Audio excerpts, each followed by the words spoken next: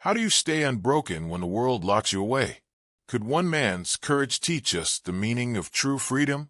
Imagine losing everything: your home, your freedom, even your name reduced to a number. Yet some people rise from the darkest prisons, not with anger, but with hope. Nelson Mandela's story reminds us that strength can grow where walls try to crush it. Robben Island was cold, harsh, and unforgiving. Mandela's body ached from labor, his spirit tested daily. Yet he discovered a secret. Freedom begins in the mind, through small acts of resistance, teaching fellow prisoners, and holding on to his vision for a free South Africa. He transformed despair into purpose. Years turned into decades, but every hardship became a stepping stone. When he finally walked out of those gates, it wasn't just his body that was free. It was his mind, his heart, and the soul of a nation. Nelson Mandela stood by the window of his modest Johannesburg home, the late afternoon sun casting long, golden shadows across the dusty streets. The city looked ordinary, almost serene, but beneath the surface, tension pulsed like a hidden drum. Mandela, once a lawyer advocating for justice, now a determined activist fighting the cruel apartheid regime, felt the weight of history pressing down on him. Each step he took, every word he spoke, carried risks unimaginable to most. Then came the knock. Sharp, commanding, final. It was unlike any visitor's polite request. It was an unmistakable signal of authority and threat. Mandela's heart raced, yet he did not falter. Years of struggle had taught him that courage was not the absence of fear, but the decision to act despite it. He straightened his shoulders and moved toward the door, every step deliberate, every breath steady. The officers entered, faces unreadable, eyes cold with the machinery of oppression. Mandela met their gaze calmly. There was no pleading, no hesitation, only quiet determination. They were here to enforce the law, a law built to suppress, but Mandela's spirit would not be broken so easily. As they escorted him to the vehicle, Mandela's mind wandered to the streets he had walked freely, to the rallies he had led, and to the courtrooms where justice had once been his ally. Now, those streets blurred past the car window, reminders of the freedom temporarily taken from him. The silence in the car was oppressive, yet Mandela found clarity in it. He began to plan in his mind, reflecting on past struggles and the vision that had always guided him. At the detention center, the cold, gray walls and sterile corridors welcomed him with an almost palpable weight. He was led to a small cell, the door closing with a heavy finality behind him. Sitting on the narrow cot, Mandela allowed himself a moment to breathe. Imprisonment was physical, but the mind, the heart, the spirit, these could remain free. That first night, every sound, the clanging of distant doors, footsteps in the hallway, muffled voices, seemed magnified, yet each reminded him of life outside, of the people he fought for. Mandela realized that his journey was only beginning. Every hardship, every moment of discomfort, was a stepping stone toward resilience, toward preparing himself for the day he would not just survive, but lead a nation toward freedom. The night had fallen over Johannesburg, but Mandela's mind burned with clarity. The car carrying him from the city to the detention center seemed to move through a world that had grown strange and distant. Streetlights flickered past, like fleeting memories, and the familiar faces of neighbors and colleagues seemed to blur into shadows. The arrest had been swift, almost mechanical, a reminder of the relentless efficiency of a system built to silence dissent. Yet, Mandela's spirit remained unbroken. Every mile carried him further from his home, but closer to a deeper understanding of what true resilience meant. Inside the vehicle, silence reigned. The guards, impassive and silent, were like extensions of the walls that awaited him. Mandela stared out the window, letting the city blur into a haze of memory and reflection. He thought of his family, friends, and the communities he had vowed to serve. The sense of isolation was suffocating, yet it revealed a truth he had always known. Imprisonment could restrain the body, but the mind could remain free.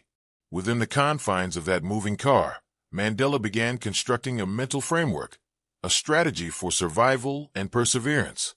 He rehearsed speeches he would one day deliver, envisioned conversations with fellow prisoners, and contemplated ways to preserve hope. not just for himself, but for the countless people counting on him. As the car drove through the outskirts of the city, Mandela felt a strange mix of fear and resolve. He had seen violence, oppression, and injustice, but he had never allowed them to define him. The knowledge that he was now part of a larger narrative, one that stretched far beyond his personal experience, gave him strength. Each turn of the wheel, each passing shadow, became a meditation on freedom, on sacrifice, and on the enduring power of purpose. The journey continued for hours, the landscape gradually changing from urban streets to open fields, the night sky stretching endlessly above. Stars emerged, tiny beacons of light in the darkness, and Mandela imagined them as symbols of the hope he carried within. He reflected on the countless leaders and thinkers who had faced adversity, who had been imprisoned for their beliefs, yet had emerged stronger, wiser, and more determined. He resolved that he would follow in their footsteps, embracing the trials ahead as a means to sharpen his mind and fortify his spirit. Arriving at the docks, the sea loomed in darkness, a vast, cold expanse separating him from the land he had known. The ferry to Robben Island waited, a small vessel against the infinite black waters, but Mandela's vision was far greater than the distance. He understood that the island's walls could not contain ideas, courage, or hope. As he stepped onto the ferry, each footfall echoed in his mind as a declaration. Imprisonment would test him, but it would not define him. Inside the cramped cabin, other prisoners murmured quietly, the faces etched with fear, resignation, and yet, for some, a flicker of determination similar to his own. Mandela observed them, silently acknowledging their presence and their humanity.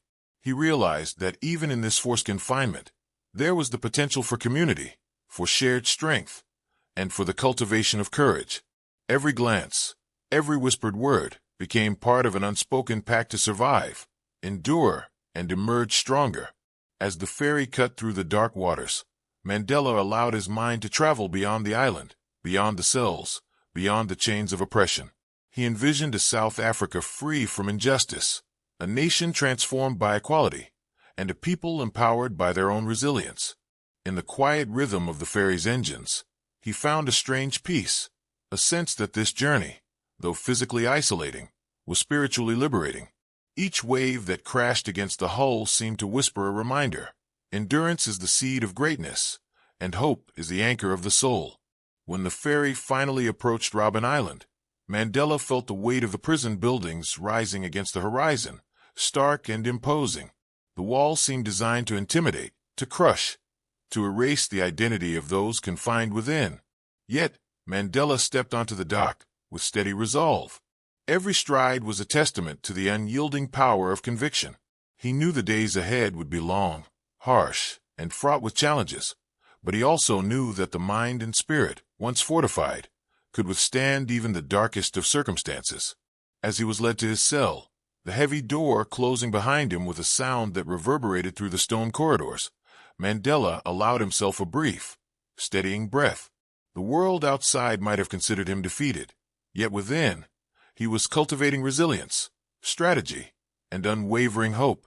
That first night on Robben Island, the cold stone walls, the echoing footsteps, and the oppressive silence all became part of his training ground, sharpening his mind, fortifying his heart, and preparing him for the decades-long journey toward freedom, not just for himself, but for an entire nation. The ferry docked with a low, grinding groan against the icy pier, and Mandela stepped onto the hard stone of Robben Island with a quiet determination that belied the uncertainty ahead. The wind whipped across the water, biting and relentless, carrying the smell of salt and despair. The prison buildings rose like gray sentinels against the bleak landscape, their walls promising confinement, monotony, and suffering. Yet in Mandela's heart, an ember of defiance glowed brightly. He understood that while the body could be imprisoned, the mind, the spirit, and the vision of justice remained untouchable. Each step toward the massive, iron-studded gates felt both heavy and symbolic. The guards moved with mechanical precision, their faces set in rigid lines, their eyes betraying nothing. Mandela walked between them with measured pace, every footfall an assertion of resilience, every breath a silent declaration that he would not yield. The cold stone underfoot mirrored the chill of the reality awaiting him inside, but he met it with the fortitude of a man prepared for struggle. The prison's interior was stark and unwelcoming. Narrow corridors, high stone walls, and cells devoid of comfort created an oppressive atmosphere designed to intimidate. Mandela was led down these hallways, his steps echoing in the emptiness, his mind focusing on survival, purpose, and strategy. Every sight, every sound, every smell became a lesson in endurance. He observed the guards, noting patterns and habits, understanding that knowledge, even in confinement, could become a tool of empowerment. Upon entering his cell, Mandela assessed the small space. A narrow cot, a cold stone floor, and a tiny barred window framing a fragment of the gray sky were all that awaited him. The door clanged shut behind him, reverberating through the cell like a thunderclap. For many, this sound might have signaled defeat, but for Mandela, it was the start of a transformation. He had entered not merely as a prisoner, but as a strategist of the mind and a guardian of hope. Sitting on the cot, Mandela let his thoughts wander. He reflected on the journey that had brought him here, the courtrooms where he had argued for justice, the rallies where he had raised his voice against oppression, the quiet nights spent planning for a future that seemed distant yet achievable. Each memory became a source of strength, a reminder that adversity was a crucible through which leaders were forged. The first night on Robben Island was long, stretching into hours of darkness that seemed to press down from every corner of the cell. Mandela listened intently to the faint sounds beyond his walls, footsteps in distant corridors, the metallic clanging of other cells, the whispers of fellow prisoners. Each noise reminded him that he was not alone in his struggle. The human spirit, even when shackled, could find ways to communicate, to endure, and to hope. He began to craft routines in his mind. Each day would be measured, each hour dedicated to preserving his intellect, maintaining discipline, and finding ways to uplift not only himself, but those around him. Physical hardship could wear down the body, but mental and spiritual fortitude could become unbreakable. Mandela envisioned the cell as a training ground, a place where patience, resilience, and clarity could grow alongside suffering. The isolation and monotony threatened to crush morale, yet Mandela met these challenges with quiet ingenuity. He reminded himself that leadership was not extinguished by walls or chains. It was cultivated in the darkest spaces, forged by perseverance, and fueled by unwavering purpose. As he laid down on the narrow cot that first night, staring through the tiny window at the gray expanse of sea and sky, he silently vowed that this confinement would not define him. Instead, it would shape him into a leader capable of guiding a nation toward freedom. Outside, the wind howled across the island, lashing against the stone walls with a relentless fury. But Mandela felt a paradoxical calm. The storm reminded him of the power of endurance, of the necessity of mental and emotional strength, and of the resilience required to navigate decades of struggle. In the stillness, in the isolation, and in the stark reality of his surroundings, he discovered a clarity he had never known before, a deep, abiding sense that hope, once cultivated, could flourish even in the most inhospitable places. By the time sleep came, Mandela had already begun mapping his mental and spiritual journey, imagining ways to teach, to inspire, and to persist. The first night on Robben Island was not merely a passage into imprisonment. It was a step into the forging of character, the honing of leadership, and the cultivation of a mind unbroken by circumstance. Every sound, every shadow, every fleeting moment of fear became a lesson in patience, fortitude, and hope. And in the quiet darkness, Mandela's resolve deepened. He would endure, he would persist, and he would transform his suffering into a weapon for freedom. The first days on Robben Island were a harsh awakening. The sun rose over the gray stone walls, casting cold light across the narrow corridors and barren cells. Mandela awoke to the sound of heavy boots echoing down the hallways and the distant crash of waves against the rocky shore. Every noise, once ordinary, now felt amplified, magnifying the isolation and weight of imprisonment. Yet, within this stark reality, Mandela began to discover the contours of his inner strength.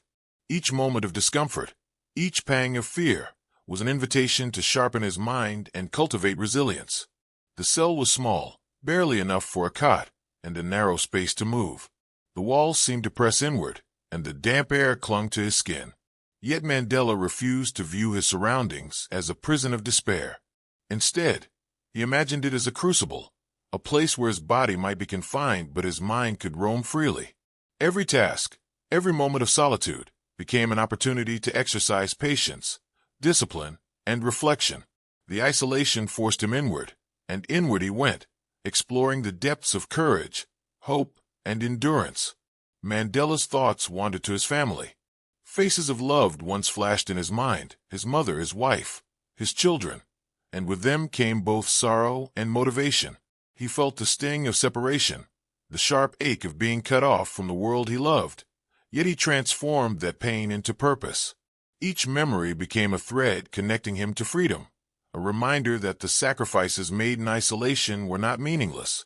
He would endure, not just for himself, but for every person whose dignity was threatened by injustice.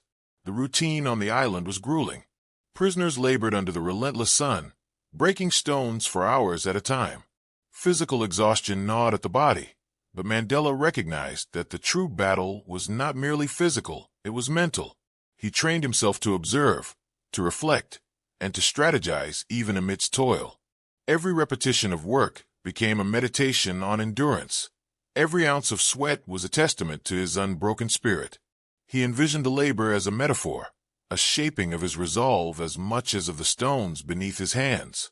Interactions with fellow prisoners were limited but revealing. Some were broken, some defiant, and others, like Mandela, were quietly determined. He observed them, learning not only their patterns, but their resilience. He realized that strength could be contagious, and even a simple act of support, a word, a glance, a shared strategy, could fortify someone against the crushing weight of confinement. Mandela began to see his cell, his labor, and his surroundings not as barriers, but as an arena for leadership, where he could refine patience, clarity, and resolve. Nightfall brought new challenges. The cold of the island penetrated deep into the bones, and the darkness amplified every sound. Yet in those hours, Mandela discovered the power of imagination and reflection. He recited lessons to himself, rehearsed speeches, and envisioned a nation transformed by equality and justice. The walls that enclosed him could not contain his vision. They only sharpened it. Every night became a quiet rehearsal of hope, endurance, and strategic thinking. Mandela began to record details in his mind: the layout of the corridors, the timing of guards, the small routines of fellow prisoners. Knowledge became a form of power, even in confinement. Every observation was a step toward mastery over his circumstances, a preparation for the day when he would emerge, not only physically free but strategically and spiritually strengthened. By the end of the first week, a rhythm had emerged. Labor, reflection, observation, planning, and rest formed the backbone of each day. Mandela realized that imprisonment could strip away comfort and freedom, but it could not strip away intellect, courage, or vision. Each struggle, each act of endurance, was a brick in the foundation of the leader he was becoming. The walls may have confined his body, but they could not cage his mind, his heart, or his unwavering commitment to justice. The first days on Robben Island were brutal, but Mandela embraced them as the forge of character. Every hardship was a teacher, every moment of isolation a meditation on perseverance. He understood that survival alone was not enough. He must thrive in thought, spirit, and purpose. And as he lay on the hard cot each night, staring through the small barred window at the gray expanse of sea and sky, he silently vowed that no prison, no wall, no regime could extinguish the flame of hope, courage, and determination burning within him. Days on Robben Island had begun to blend into one another, each indistinguishable from the last in physical monotony, yet brimming with mental challenges that demanded attention. Mandela woke each morning to the gray light seeping through the tiny barred window of his cell, the chill of the island seeping into his bones. The cold was relentless, gnawing at his skin, but he discovered that the body's discomfort paled in comparison to the mind's hunger for purpose. The challenge was clear: to remain strong in the face of physical confinement, to nurture clarity, and to cultivate an unbreakable inner resolve. The labor outside was exhausting, Hours spent breaking stones under the relentless sun, muscles screaming in protest. But Mandela learned to transform the pain into focus. Every swing of the hammer, every movement of lifting and carrying, became more than mere physical toil. It became a meditation, a way to discipline the mind, to sharpen concentration, and to prepare for battles that lay beyond the prison walls. He observed the rhythm of the laborers around him, the subtle ways some men coped, others collapsed, and a few thrived. Each observation was a lesson in resilience, an opportunity to understand the human spirit under duress. Inside his cell, evenings became a sanctuary for mental fortitude. Mandela would sit on the narrow cot, the stone cold beneath him, and close his eyes, allowing his thoughts to travel far beyond the prison. He rehearsed speeches, envisioned the future of South Africa, and imagined conversations with fellow activists who shared his vision. Even in solitude, he realized that leadership could not be paused. It needed constant practice, reflection, and refinement. The mind, unlike the body, could remain unchained, and Mandela committed himself to exercising it daily, methodically, relentlessly. He began to map strategies in his head, considering not just survival but influence, how to teach, inspire, and strengthen those around him even within confinement. Knowledge became a lifeline. He remembered cases he had argued as a lawyer, lessons he had learned in meetings with community leaders, and principles he had studied in books. Each memory became a tool, each thought a step toward mastering the art of enduring without losing purpose.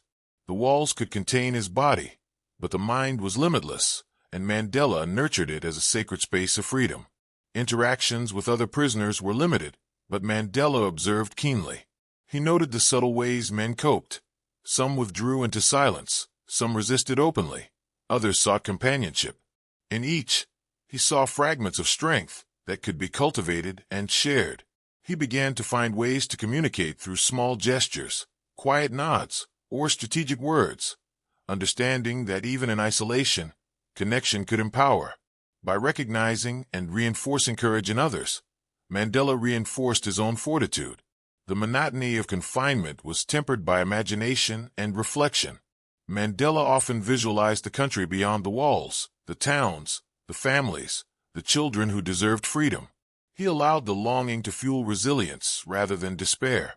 Every morning, every laboring day, and every sleepless night was transformed into a rehearsal for leadership. He practiced patience, endurance, and foresight, shaping himself into a leader capable of navigating decades-long struggle. Even the guards became part of his observation. Their routines, their interactions, their silence, all were data points to be analyzed and understood. Mandela realized that knowledge was power, and that understanding one's environment, even under duress, was a vital skill.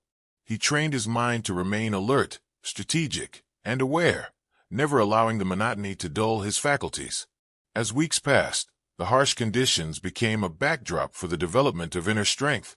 Mandela discovered that suffering could be transmuted into discipline, and discipline into hope. He cultivated a daily regimen: labor with focus, reflection in solitude, observation of the world and its people, and mental rehearsal of leadership. By doing so, he converted the prison into a school, the walls into teachers, and the isolation into a crucible forging character, patience, and unwavering purpose. Night after night, Mandela lay on his hard cot, staring at the faint light through the barred window, and rehearsed his vision for the future. He knew that the body might be confined, but the mind, heart, and spirit were free. In that freedom, he nurtured courage, clarity, and an unshakable sense of mission. Every hardship, every pang of hunger, every ache of muscles, became an instrument in the symphony of resilience he was composing. And within that symphony, Mandela discovered an eternal truth: that strength cultivated in confinement could shape a leader capable of transforming a nation. The isolation of Robben Island was relentless. Each day bled into the next, indistinguishable in routine, yet heavy with the weight of confinement. Mandela awoke to the gray light filtering through the tiny barred window of his cell, the cold seeping deep into his bones. Outside, the wind howled across the rocky terrain, and the distant sea seemed to echo the loneliness that permeated the prison. Yet, within this isolation, Mandela discovered the profound power of self-reflection and inner fortitude. The absence of freedom forced him inward, into the recesses of his mind, where true strength and clarity were forged. The physical monotony was grueling, laboring under the relentless sun, breaking stones, hauling rocks, and enduring the harsh commands of the guards pushed the body to its limits. Yet Mandela transformed the suffering into meditation, focusing on each swing, each movement, each breath, as an exercise in patience, discipline, and mental resilience. He observed his fellow prisoners, noting their reactions to the same hardships. Some succumbed to despair, others resisted openly, and a few, like him, found ways to adapt and thrive. In understanding the varied responses to adversity, Mandela honed his own approach to endurance, recognizing that true leadership was rooted not in authority, but in the strength to endure suffering without losing purpose. Inside the cell, evenings became a sacred time for contemplation. Mandela would sit on the hard cot, closing his eyes and letting his imagination stretch far beyond the stone walls. He envisioned a free South Africa, a nation reborn from oppression, a people empowered by justice and equality. In these mental excursions, he rehearsed speeches, crafted arguments, and nurtured strategies to educate and inspire both prisoners and the nation at large. Solitude became a tool, not a punishment, allowing him to cultivate clarity of thought and deepen his understanding of resilience, patience, and leadership. Mandela's mind became a battlefield, but one in which he was undefeated. He faced the temptation of despair, the gnawing fear of insignificance, and the oppressive weight of uncertainty. Yet, each challenge became a lesson. He learned to dissect fear, to analyze its roots, and to convert it into motivation. Every pang of hunger, every ache in his muscles, and every shiver from the cold became a reminder of human vulnerability and of the power to transcend it through discipline, intellect, and spirit. The other prisoners became mirrors of human endurance. Mandela observed them silently, noting the subtle ways courage manifested, through quiet gestures, whispered words of encouragement, or steadfast refusal to be broken. He realized that even within the confines of imprisonment, community and shared strength could flourish. Small acts of solidarity and support nurtured morale and created a network of resilience that no wall or chain could dismantle. Mandela understood that leadership was as much about inspiring others as it was about fortifying oneself, and he began to cultivate both simultaneously. The nights were long, each hour a test of patience and mental agility. Mandela would trace the contours of his plans, envisioning a world beyond the island, mapping the steps necessary to guide a nation toward freedom. The cell, designed to confine, became a sanctuary for strategy and reflection. Every sound, the distant clanging of metal doors, the echo of footsteps, the murmur of voices, served as a rhythm against which he measured his thoughts, refined his plans, and strengthened his resolve. Isolation, which might have crushed a lesser spirit, became the canvas upon which Mandela painted the blueprint of leadership. He learned to control his emotions meticulously, recognizing that fear, anger, and frustration could become shackles stronger than any iron bars. Discipline became his weapon, and meditation his refuge. Each morning, he arose with renewed determination. Each laboring day became a lesson in endurance, and each evening offered the opportunity to sharpen intellect and spirit. He cultivated a mental and emotional fortress, impervious to despair, unyielding in purpose, and unwavering in hope. By the end of the first weeks, Mandela had transformed the cell into a crucible of leadership. The walls that enclosed him could contain his body, but not his vision, intellect, or hope. Every hardship, every pang of discomfort, every moment of solitude contributed to an indestructible inner strength. Mandela realized that imprisonment was not the end of agency, but the beginning of mastery over mind and spirit.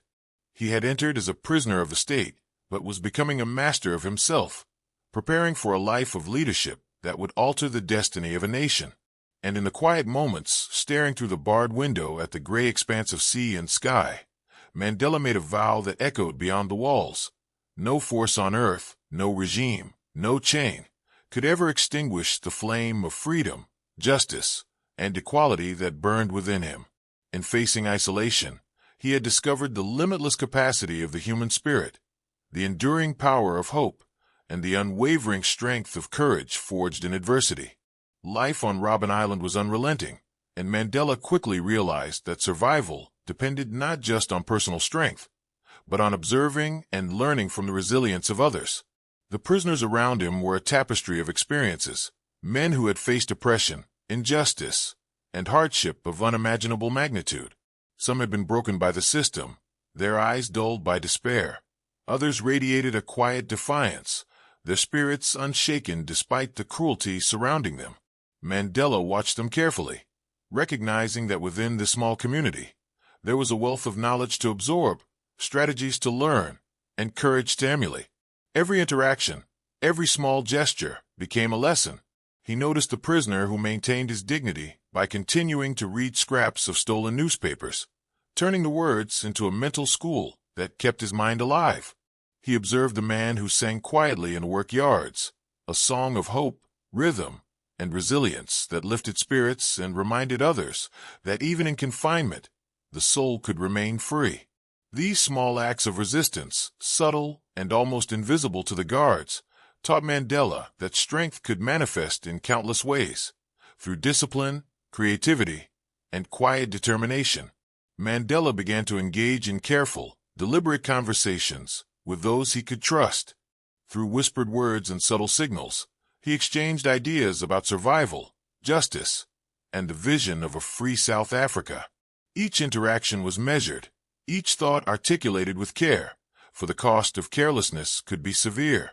Yet in these exchanges, he discovered a profound truth.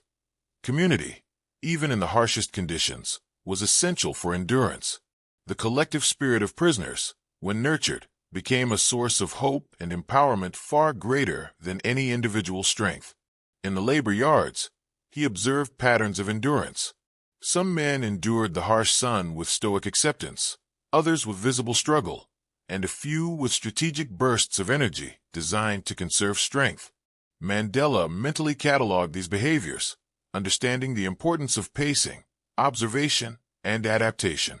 He realized that resilience was not merely an emotional state, but a practice, a deliberate cultivation of mind and body in harmony. This insight became crucial as he planned for the long years of imprisonment ahead. Even under the constant scrutiny of the guards, Mandela found ways to mentor and inspire. A nod here, a quiet word there, a shared understanding of endurance. These small acts became seeds of morale, silently strengthening those around him. He realized that leadership was not only about grand speeches or public recognition. It was about guiding, teaching, and supporting others in subtle, meaningful ways, especially when visibility was restricted and freedom was curtailed. Isolation and monotony remained omnipresent, but Mandela turned these constraints into opportunities for introspection. He reflected on his own life, the sacrifices he had made, and the vision that had carried him through adversity. Every hardship on the island became a teacher. The pain sharpened his focus, the solitude strengthened his resolve, and the struggle clarified his purpose. He documented lessons in his mind, forming a mental compendium of strategy, patience, and leadership that could be applied both within the prison and beyond its walls. Night brought long hours of reflection. Mandela would lie on his narrow cot, the cold stone beneath him, and revisit conversations from the day, lessons learned, and strategies for the future. The faint whispers of prisoners in distant cells, the clanging of doors, and the rhythm of guards' footsteps became a backdrop against which he trained his mind to remain alert, analytical, and imaginative. Even in darkness, the mind could remain free, and Mandela cultivated this freedom with discipline, determination, and purpose.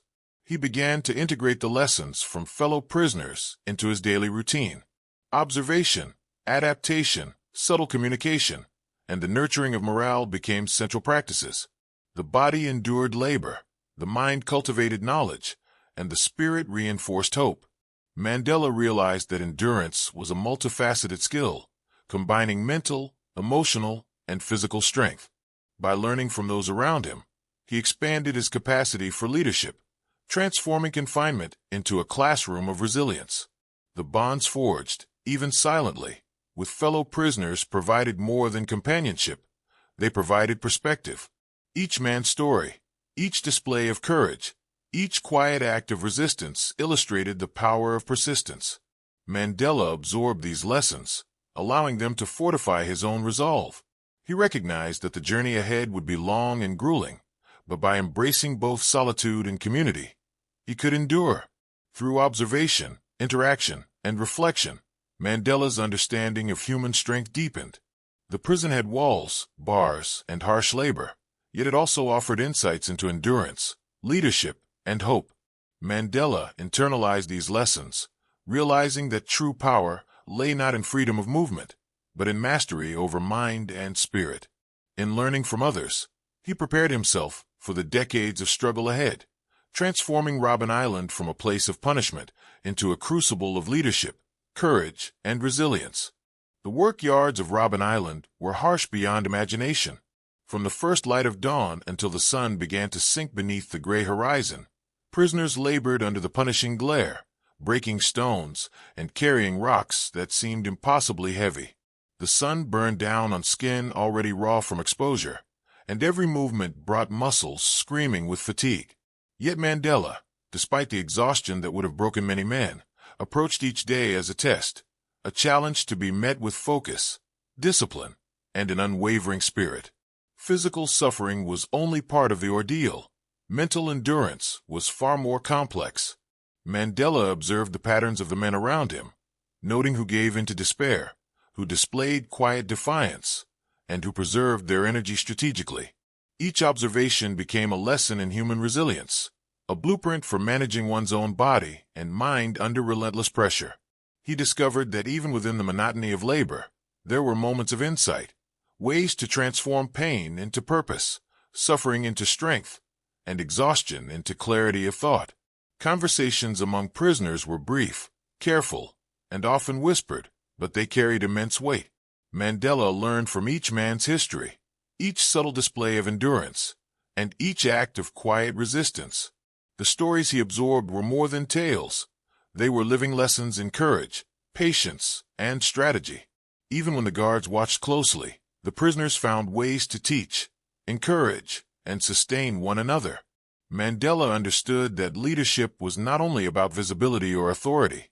It was about influence, example, and the ability to strengthen those around you, even in secrecy. He began to frame each day as a test of willpower.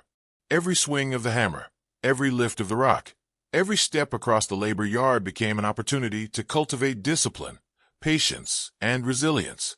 Physical fatigue was inevitable, yet Mandela converted it into a training ground for the mind.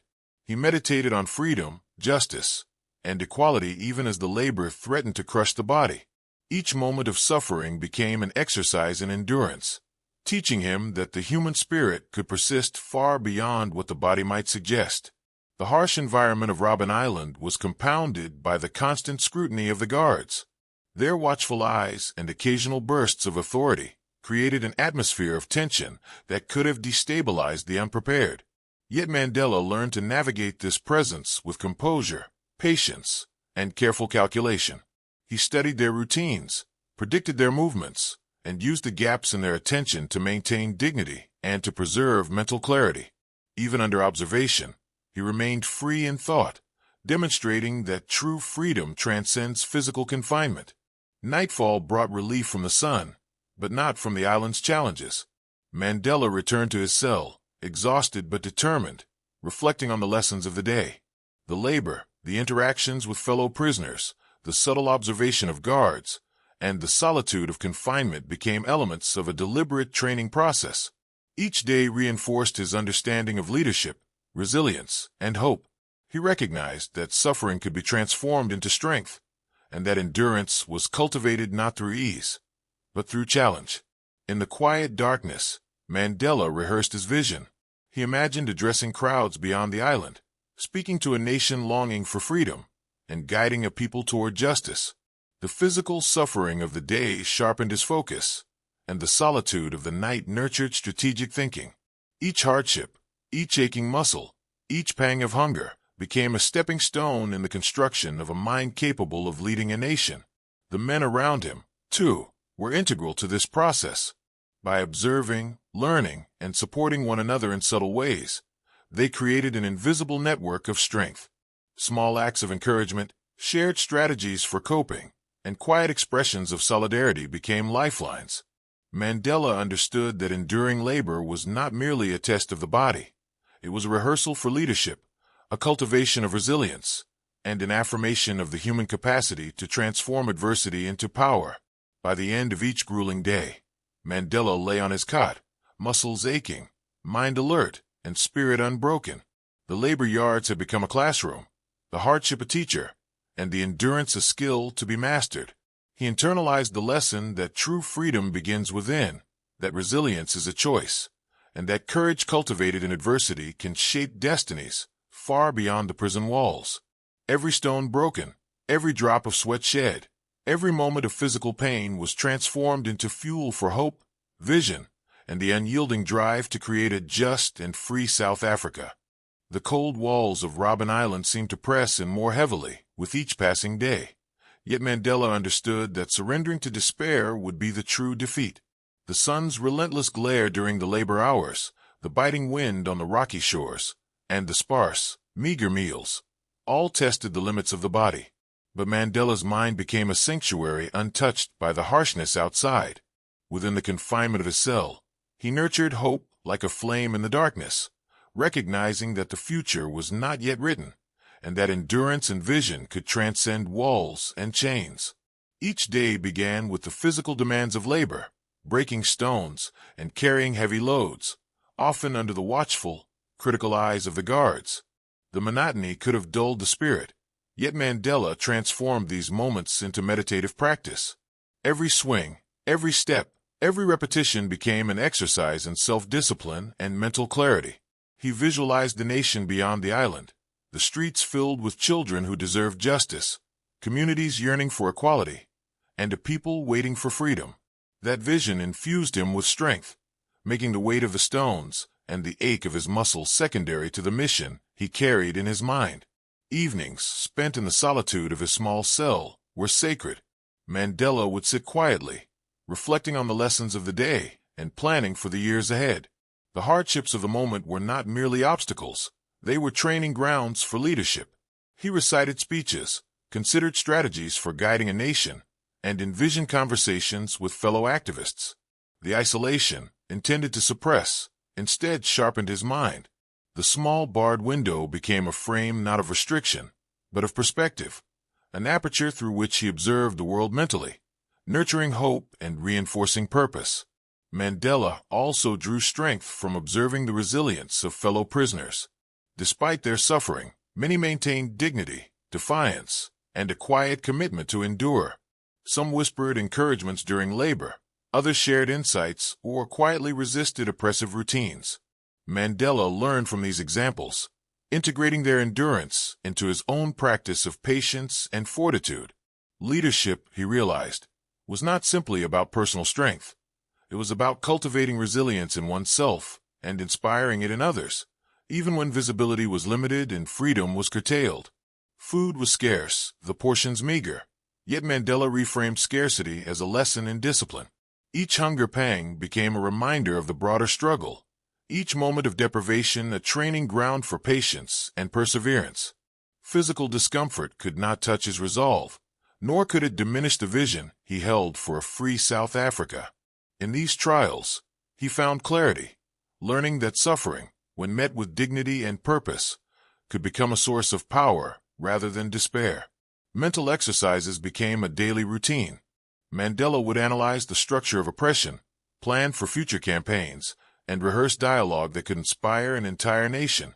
He considered the long arc of history, the sacrifices of those who came before, and the responsibility he bore as both a prisoner and a leader. Even within confinement, his thoughts were expansive, reaching far beyond the immediate boundaries of Robben Island. The mind, he realized, could never be imprisoned. It could cultivate strategies, hope, and courage regardless of physical restrictions. Sleep brought little relief from the intensity of thought. Lying on the hard cot, Mandela's mind raced with possibilities, visions, and plans. The distant sound of the waves crashing against the island's shores became a rhythm of reflection, each crash a reminder of the persistence needed to endure. In this quiet, he reconciled with the notion that leadership demanded patience, courage, and the ability to remain steadfast despite immediate suffering. Hope, cultivated deliberately, was the anchor of the spirit, and Mandela anchored himself firmly in it each night. Even minor acts became symbolic.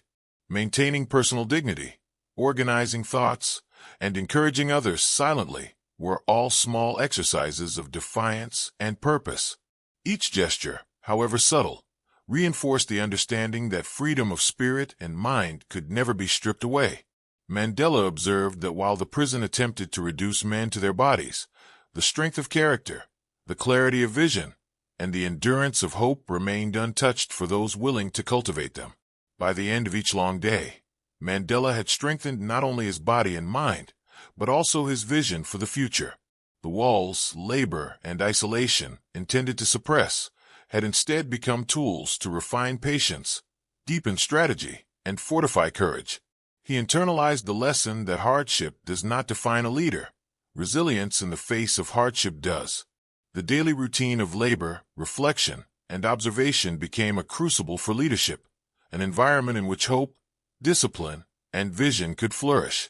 In the quiet hours of the night, staring at the faint gray sky through the barred window, Mandela reaffirmed a silent vow. He would endure, he would maintain hope, and he would transform every hardship into preparation for the freedom of a nation. Even amidst chains and walls, he discovered an enduring truth. The spirit, once nurtured with patience, courage, and vision, becomes unconquerable, capable of shaping destinies far beyond the confines of the immediate moment. Robben Island demanded more than mere endurance. It demanded transformation. Mandela had long realized that the confinement of his body was only one battle. The greater challenge lay in mastering his mind and spirit. Each day, from the harsh labor under the unforgiving sun to the chilling winds that swept across the rocky shores, tested not only physical resilience, but also the depth of his inner resolve. Every step, every swing of the hammer, every repetitive motion became an exercise in mental fortitude, a meditation in discipline, and a rehearsal in patience. The solitude of a small cell was intense, yet Mandela reframed it as a sanctuary for self-reflection and growth. Sitting on the narrow cot, he closed his eyes and transported himself beyond the walls, envisioning a free South Africa and a people liberated from injustice. These visualizations were not mere fantasies. They were strategic rehearsals for a future he intended to shape. The isolation, rather than crushing him, honed his mind, sharpened his focus, and deepened his understanding of leadership.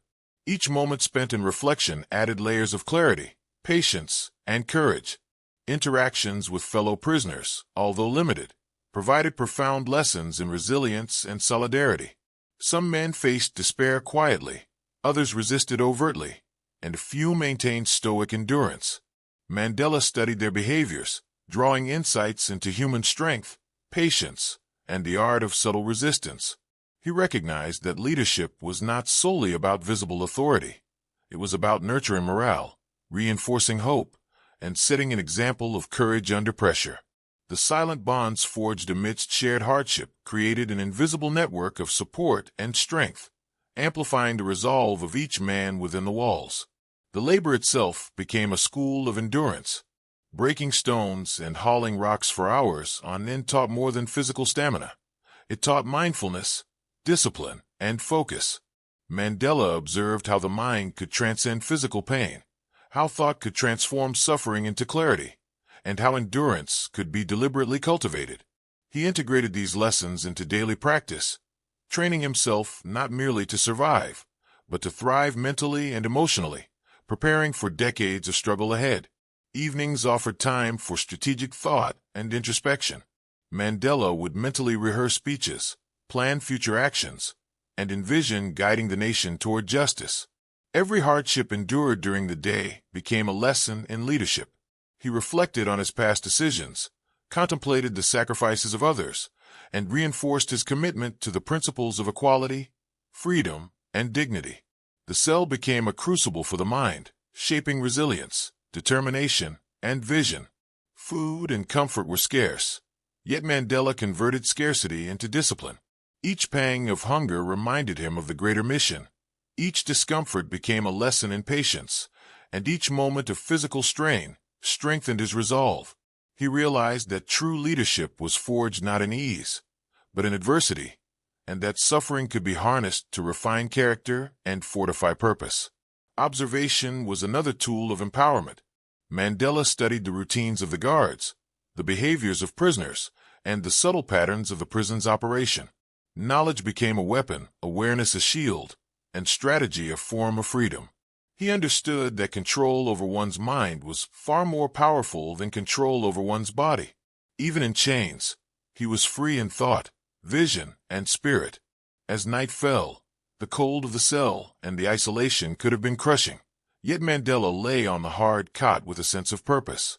The mental exercises of the day, reflection, planning, and visualization, transformed fatigue into clarity and confinement into opportunity. Every challenge, every hardship, every moment of discomfort was a teacher. He internalized the truth that resilience was cultivated deliberately, that hope was nurtured consciously, and that courage could be strengthened even in the darkest conditions. By the 10th day, Mandela's understanding of leadership had deepened profoundly. The physical hardships, the mental challenges, and the isolation were forging a leader capable of enduring decades of struggle, guiding others through adversity, and transforming suffering into purpose. He had learned that true strength lay not in the absence of hardship, but in the mastery of self in the face of it. Every stone broken, every ache endured, every moment of reflection contributed to a vision that would one day reshape the destiny of a nation. In the quiet moments before sleep, staring through the small barred window at the gray expanse of the sea, Mandela reaffirmed his commitment to endure, to nurture hope, and to cultivate strength of mind and spirit. The walls could not contain his vision, the chains could not limit his courage, and the isolation could not diminish his purpose. Every hardship was a lesson, every challenge an opportunity, and every day a step closer to the freedom he envisioned for himself and for his people. Robben Island had a way of magnifying every hardship, yet Mandela's spirit grew stronger with each passing day. The relentless sun scorched the labor yards, the jagged rocks cut into tired hands, and the wind swept across the island like a persistent reminder of isolation.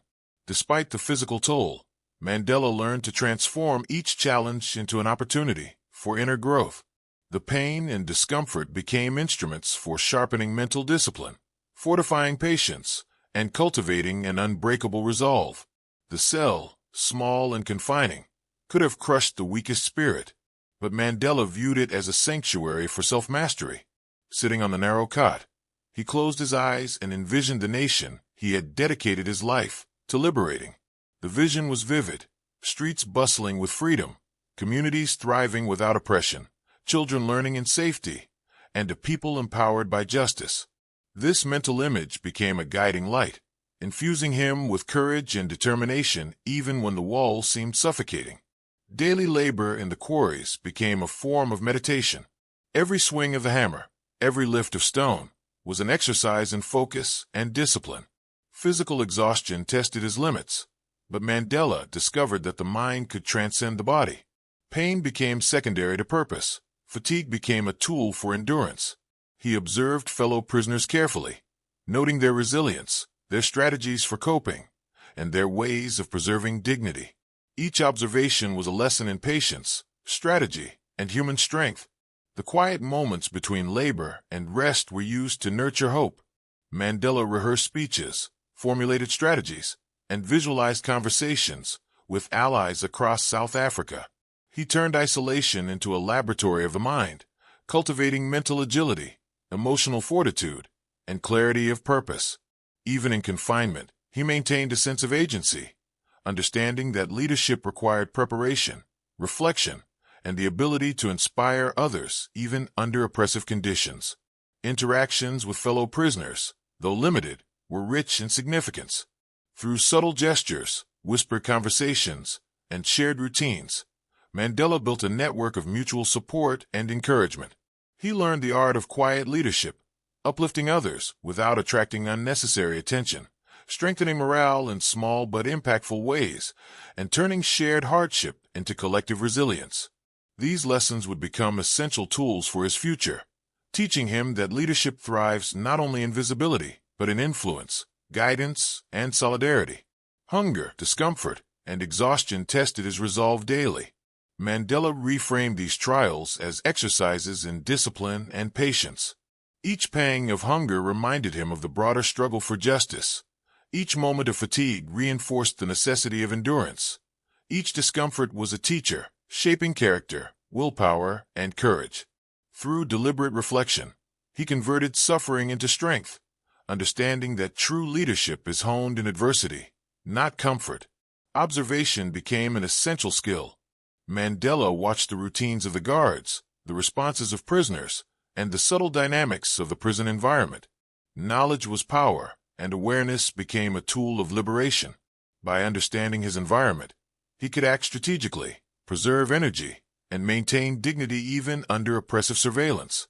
The body was confined, but the mind remained free, agile, and resilient.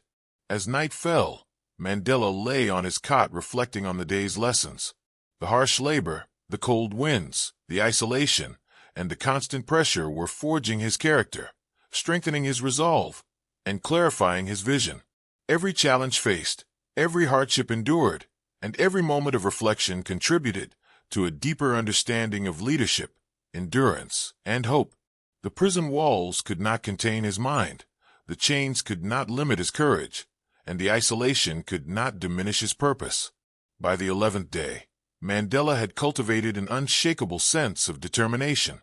He understood that the hardships of Robben Island were not obstacles, but teachers, each one shaping him into a leader capable of enduring decades of struggle, inspiring others, and transforming suffering into opportunity. The endurance he practiced daily, the hope he nurtured relentlessly, and the discipline he maintained unwaveringly became the foundation upon which his vision for a free South Africa would be built. In the stillness of night, staring through the narrow barred window at the gray sea, Mandela reaffirmed his vow to endure, to strengthen his mind, to nurture hope, and to transform adversity into leadership. Even within the harshest confinement, he had discovered a profound truth. The human spirit, when disciplined, focused, and nourished with purpose, is unconquerable, capable of shaping destinies far beyond the limits of circumstance. Robben Island was a landscape of relentless trials. The jagged rocks, the biting wind, the unyielding sun, and the meager provisions created an environment designed to break both body and spirit. Yet Mandela had discovered a profound truth. Suffering could be transformed into strength, and confinement could become a crucible for purpose. Each swing of the hammer, each lift of stone, each pang of hunger was not merely endured, it was transmuted into mental clarity, discipline, and determination. The physical hardships were catalysts for cultivating a mind unshakable in its resolve and a spirit capable of enduring the longest struggle. The isolation of the cell, which could have been suffocating, instead became a sanctuary for introspection. Mandela would sit on the narrow cot, letting his thoughts stretch far beyond the prison walls. He visualized the South Africa he had long dreamed of, a nation free from injustice, where children played without fear, communities thrived with equality, and the oppressed were no longer silenced. These visualizations were not fantasies, but rehearsals, mental exercises in leadership, strategy, and resilience. In the absence of freedom, Mandela found liberation within his mind, shaping a vision that could never be contained by stone or bar. Laboring in the quarries provided more than physical training. It became a method of mental conditioning. The monotony, the repetition, and the intensity of the work required mindfulness, patience, and focus. Mandela observed the men around him, noting their strategies for endurance, their subtle acts of defiance, and their methods of preserving dignity under oppressive conditions. From these observations, he learned that resilience was not simply emotional fortitude, but a deliberate practice, combining mental, emotional, and physical strength into a harmonious force capable of overcoming adversity. The small acts of interaction with fellow prisoners became moments of profound learning. Whispered conversations, subtle encouragements, and quiet examples of perseverance taught lessons in leadership and solidarity. Mandela realized that leadership was as much about inspiring and nurturing others as it was about personal strength. By observing and supporting those around him, he internalized strategies for motivating, guiding, and sustaining morale even under the harshest circumstances. Community, even in isolation, became a source of strength and a reminder that no one endures alone. Evenings were devoted to reflection and planning. Mandela would mentally rehearse speeches, strategize for future action, and analyze the societal structures that perpetuated oppression. The hardships endured each day provided perspective, patience, and insight. Pain, deprivation, and discomfort became instruments to shape endurance, hone strategy, and reinforce purpose. Mandela understood that the most significant lessons often emerged from suffering, and that adversity could be transformed into a teacher far more effective than comfort or ease. Hunger and scarcity reinforced resilience. Each pang was reframed as a reminder of the broader struggle, each moment of physical weakness as an opportunity to strengthen mental discipline. Mandela cultivated patience and tolerance, understanding that leadership demanded the ability to endure without losing clarity, hope, or focus. The environment intended to suppress him instead became a school of character, teaching him to convert limitation into preparation, weakness into fortitude, and suffering into insight. Observation became an art form. Mandela studied the routines of the guards, the dynamics among prisoners, and the subtle mechanics of survival. Knowledge was a weapon, awareness a shield, and strategy a form of liberation. By understanding his environment, he preserved energy, maintained dignity, and prepared for long-term endurance. Even while physically confined, he exercised freedom of thought, imagination, and purpose, cultivating a mental sovereignty that no wall could restrain. Night brought reflection, but not rest.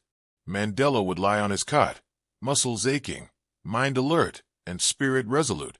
The waves crashing against the rocky shore became a rhythm of meditation, each beat reinforcing the importance of perseverance, patience, and hope.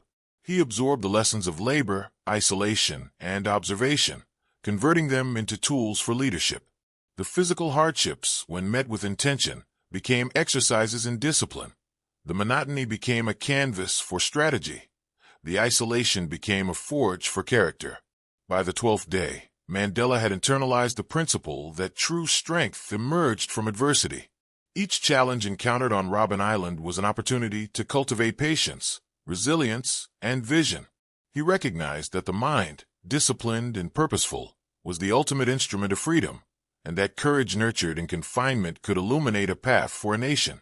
Every hardship endured, every moment of reflection, and every subtle act of perseverance was shaping a leader prepared to guide South Africa toward justice and equality. As he stared through the barred window at the gray horizon, Mandela reaffirmed a vow that no chain could break: to endure, to learn, and to convert every moment of suffering into preparation for leadership. He had discovered that confinement could not imprison vision, oppression could not extinguish courage, and pain could not diminish purpose. Within hardship, he had unearthed the limitless potential of the human spirit, proving that strength, hope, and resilience are cultivated deliberately, enduring beyond circumstance and shaping the destiny of a nation. The walls of Robben Island were unyielding, yet Mandela discovered that the most formidable barrier was never physical, it was mental. Every day, the prisoners were subjected to grueling labor, meager meals, and constant scrutiny, designed to crush body and spirit alike. But Mandela refused to surrender to despair. He understood that the human mind, disciplined and focused, could remain unconquerable even when the body was confined. The realization ignited a fire within him, one that could not be dimmed by walls, chains, or isolation. He began each day with intention. Before stepping into the harsh sunlight of the quarry, he centered himself, rehearsing his mental fortitude and visualizing the freedom and justice he sought for his people.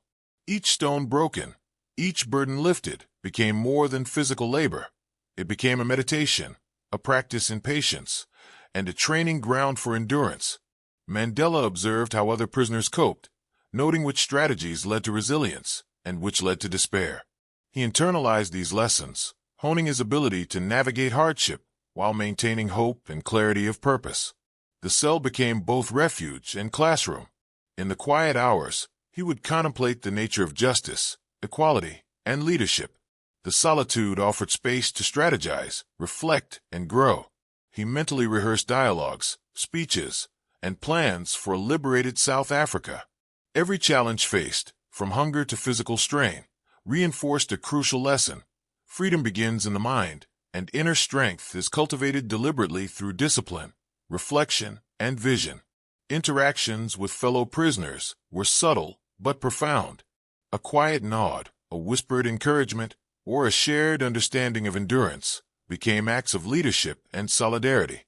Mandela learned that guidance and inspiration could manifest without grand gestures, that the seeds of hope and courage could be planted even in the harshest conditions. The collective resilience of the prisoners reinforced his understanding of leadership. It was not merely the ability to endure, but the capacity to uplift and inspire others along the way. Hunger and discomfort became teachers. Each pang of deprivation reminded him of the larger mission. Physical exhaustion was transformed into a practice of mental control, patience, and determination.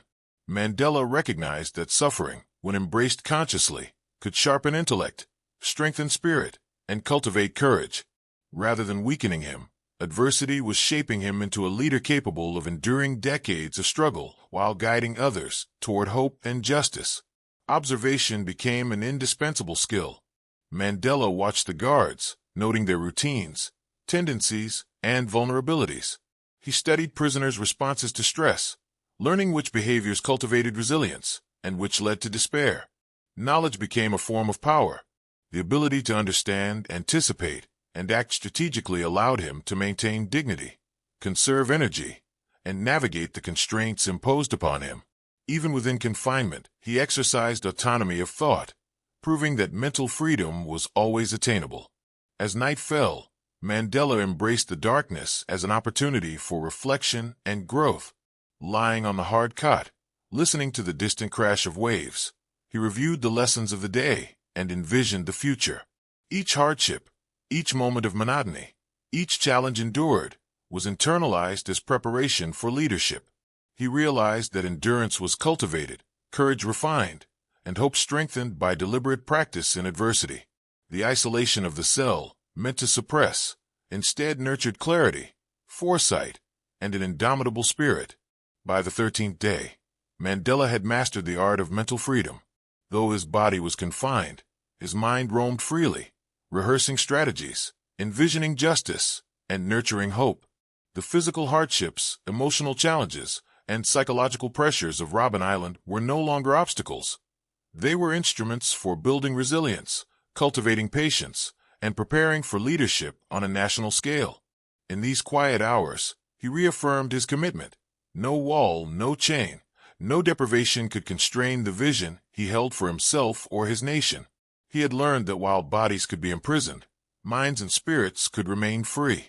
Each challenge endured strengthened his resolve, sharpened his focus, and reinforced the understanding that true power lies not in domination, but in resilience, patience, and the ability to inspire hope amid adversity.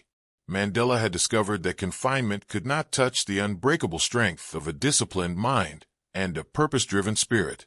Robben Island was not merely a prison. It was a crucible, designed to test the limits of human endurance, patience, and courage. Every sunrise brought labor under the scorching sun, and every sunset brought the cold, lonely nights that seemed to stretch endlessly. Yet Mandela had learned that the walls and chains surrounding him could not imprison the mind. Within the harshest confinement, he discovered the boundless capacity of the human spirit, cultivating leadership, vision, and resilience that no force could diminish. Each day, Mandela approached labor as both necessity and opportunity. The repetitive, grueling work of breaking stones and carrying heavy rocks became a discipline of body and mind. He observed the men around him, noting how some faltered, some endured stoically, and others displayed subtle acts of defiance. From these observations, he learned critical lessons about human endurance, patience, and the art of leading by example. Every swing of the hammer, every lifted rock, every aching muscle was transformed into a meditation on resilience, strategy, and focus.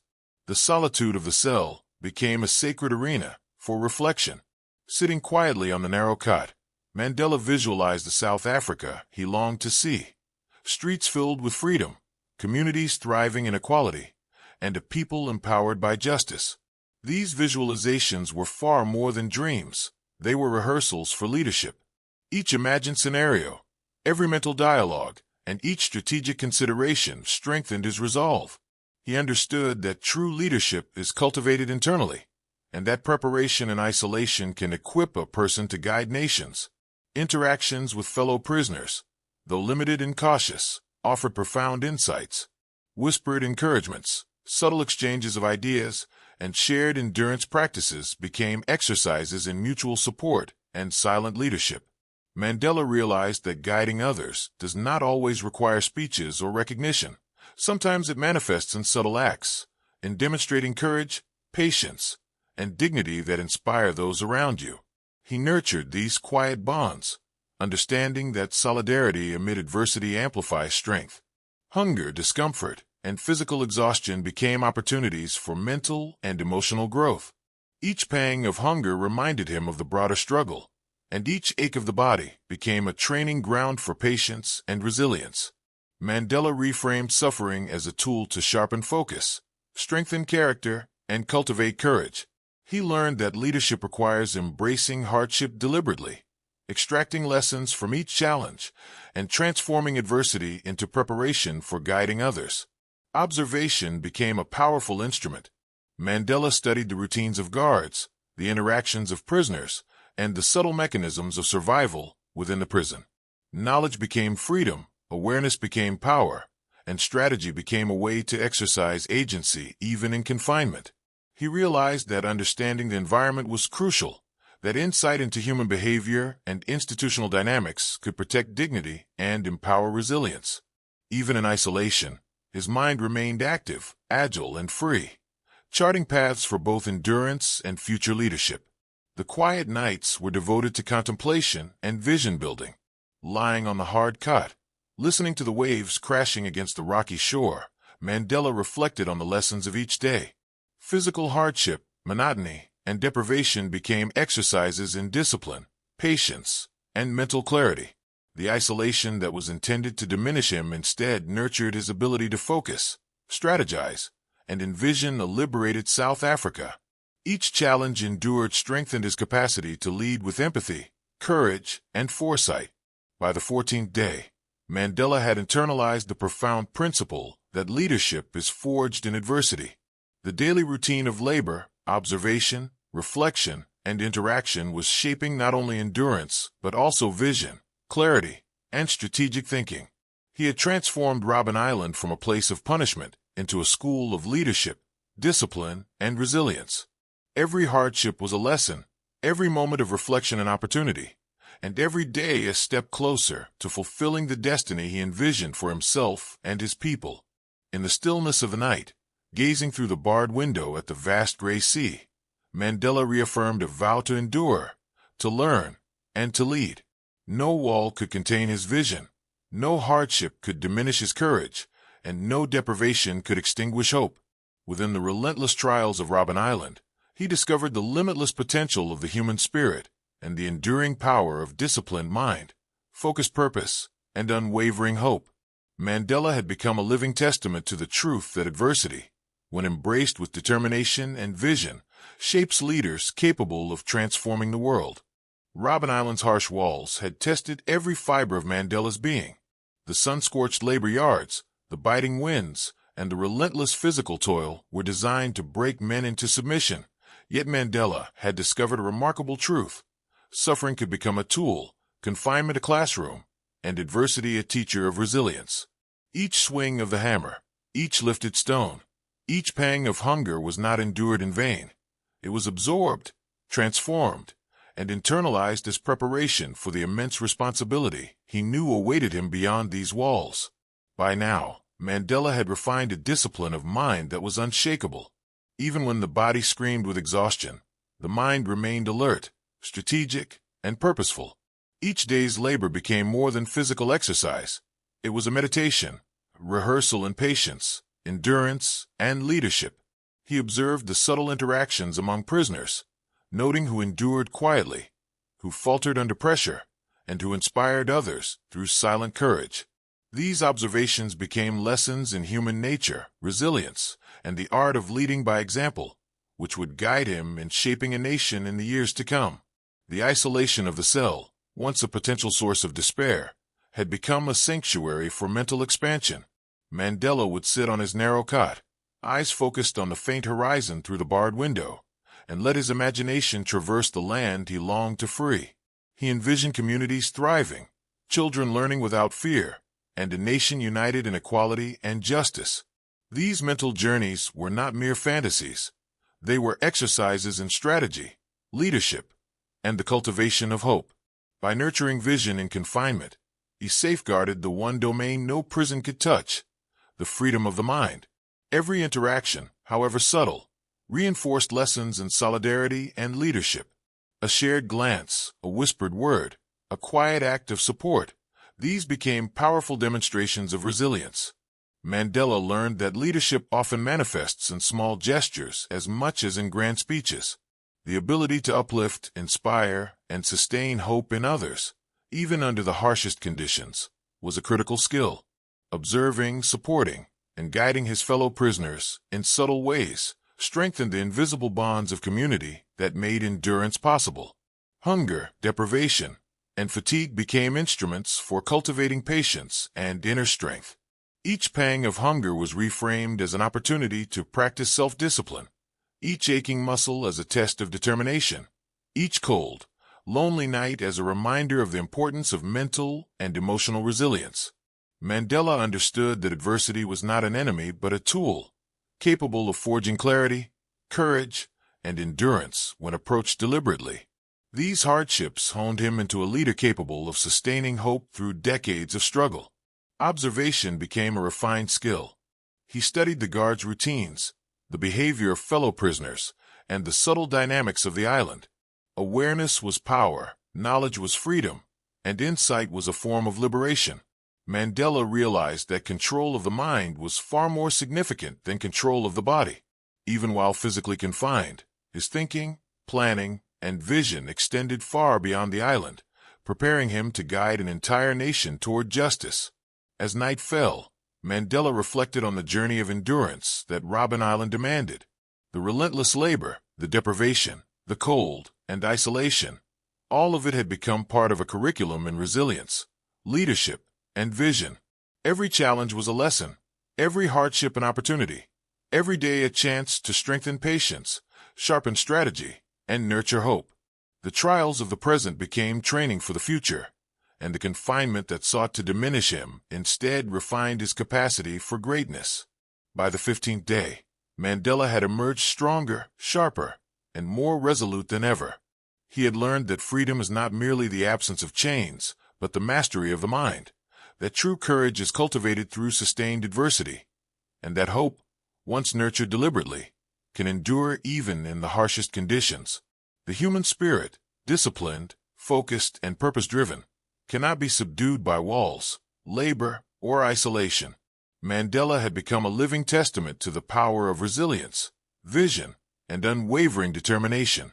Staring through the small barred window at the endless gray sea, he reaffirmed a vow: to endure, to nurture hope, to lead with courage, and to transform every challenge into preparation for a liberated nation. The trials of Robben Island had not broken him. They had refined him.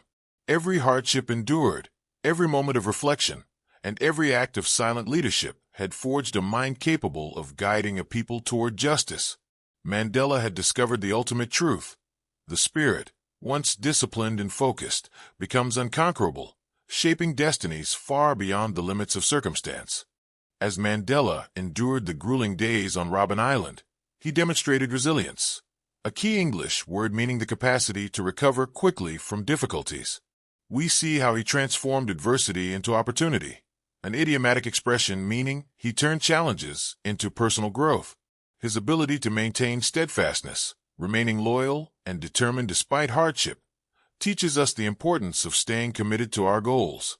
When Mandela visualized a free South Africa, He practiced what we can call mental rehearsal, imagining positive outcomes to prepare for future challenges.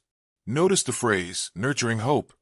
It combines the verb nurture, meaning to care for and develop, with a powerful abstract noun hope, showing how language can convey emotional depth.